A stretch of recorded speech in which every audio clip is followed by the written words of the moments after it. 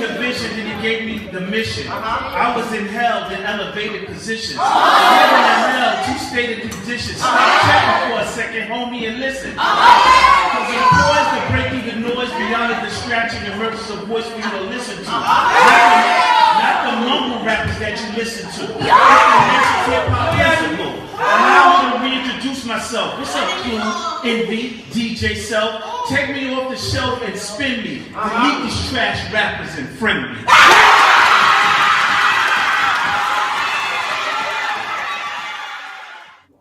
I'm Dr. Shungo Blake, also known as the nation's hip-hop principal.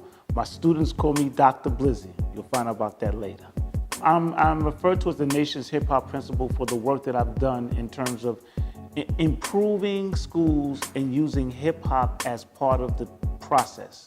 Using hip-hop as a communication tool, as an instructional tool. If you look now, you'll see a lot of different variations of people using hip-hop in schools. You'll see it in like after-school programs. We've seen our former First Lady Michelle Obama use it to promote the message of health. You've seen it on Broadway now with Hamilton. But when you trace back to the pioneer who started the hip-hop education movement, you're looking at that person.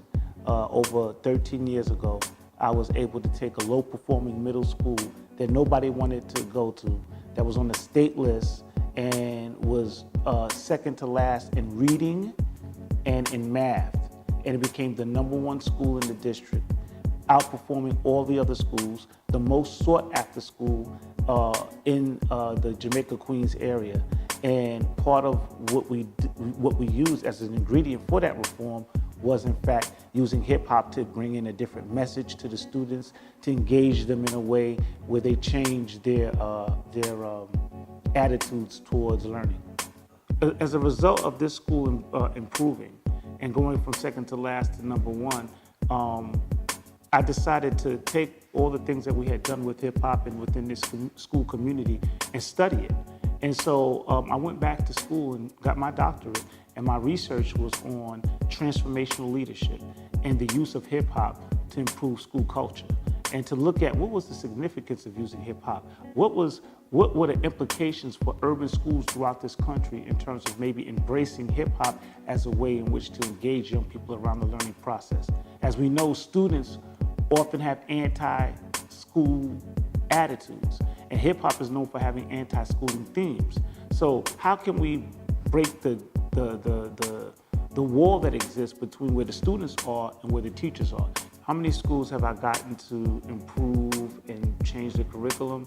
We're looking at right now, from the model that we developed, I would say 10 schools that we have made significant improvements with. And it's not always with me being the school leader. It's been me coming in, working with the next generation of school leaders and consulting with them. I have the benefit of traveling across the country, meeting dynamic, brilliant educators who want to make a change in the lives of young people. And so I present my company and my team, and we come in and we work with those school leaders to find out how can we best support you in your work. And it's interesting because for me, I used hip hop. And I always tell prospective clients that I work with that it may not be hip hop for you. You have to examine your school culture. You have to look at and assess what your students are interested in, what's happening in the community that you're leading. And for you, it may be a gospel choir, it may be a football team, but we have to find things that our young people are interested in, use that to engage them, and then also use that to build what I call cultural competency with the staff to help them understand what it is that the students need and how they can change or modify their teaching to reach these young people. Okay, so the way I got the name Dr. Blizzy is that a friend of mine who is a professor and also a hip hop artist, Maurice Williams, asked me to do a remake of the song Panda. He did a remake, and he wanted to use it to kind of educate students about civil rights. So he changed the song from Panda to Panther, talking about the Black Panther Party. And he played the song, and I listened to it, and I said, oh man, this is really good. And so he said, you wanna jump on and do the remix with me? And so I did the remix with him, and we put it on SoundCloud. A lot of my students found it, and it created like a kind of like a buzz. So he said, you gotta get you a hip hop name. You Dr. Blake, you're the nation's hip hop principal, but when you rapping, when you spitting, you gotta, whatever. So I said, well, what should we do? She said, we should call you Dr. Blizzy. So I said, at first I said, I don't know about that.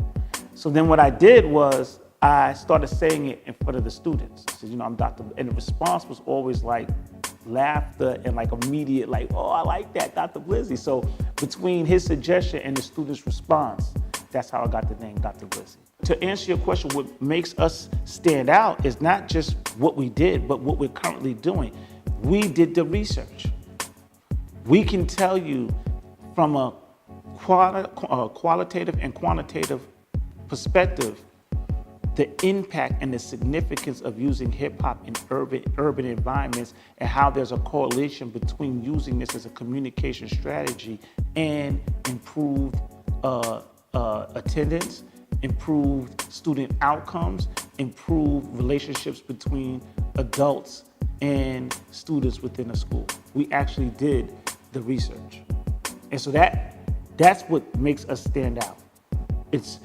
There's more of a scientific investigative piece that is involved in our work that allows us now to make the connection with educators, superintendents, school districts, policymakers, heads of universities and teaching programs about how to change the way in which we engage young people so that we can get improved outcomes. We were in Tribeca Film Festival 2 years in a row. We were used as a national model for HBO. HBO used us and said to other schools, try to copy something like this. We were on Oprah Winfrey. So what we did it's well publicized. What I decided to do was go back and do the research to understand the educational significance of what it was that we did. Who's my favorite rapper? My favorite rapper, I'm so glad that you asked this question because this ties everything that I've said into one bundle. My favorite rapper is Nas. And he's my favorite rapper because to me, he's not a rapper. He is an MC in the purest definition of what an MC is. He's lyrical, he's original, he's creative, and he's intelligent. Nas raps are more poetry than anything else. All the elements of standard poetry you can find in his music. Personification, imagery, similes, metaphors, the way he tells stories, plots, settings. You can actually listen to a Nas song and actually see it. You can actually close your eyes and see what he is talking about. So here's my question. This is very important. Nas dropped out before going to high school. So what was it about the environment of the school that they didn't realize that they had, as a student, someone who was a mix between Shakespeare and Picasso? How did they miss that? Why wasn't the environment such that it would have cultivated him to do, and he would have excelled in school and loved school because it would have been an environment made for that genius mind? See, the curriculum was too slow and his mind was too fast and he got bored. And what I find is that all throughout this country, you have a lot of guys who dropped out of high school that are a lot smarter than those of us who went through. But their minds were quicker, the curriculum was slow, and they weren't engaging them. So how many Nas's have we turned out to the street never to make it? How many 50 Cents, who was a phenomenal businessman and never went to business school? How many of them, he dropped out as well. How many of them are dropping out? It's because Nas and 50 made it in spite of. But what would happen if we created the environment where all these little Nas's and 50s would flourish? And that's why I want you hip hoppers to get with me so that we can create those kind of environments and do something different and do something in a way that really has a positive impact on our community. And I know most of these artists want to do it. They just need the right voice.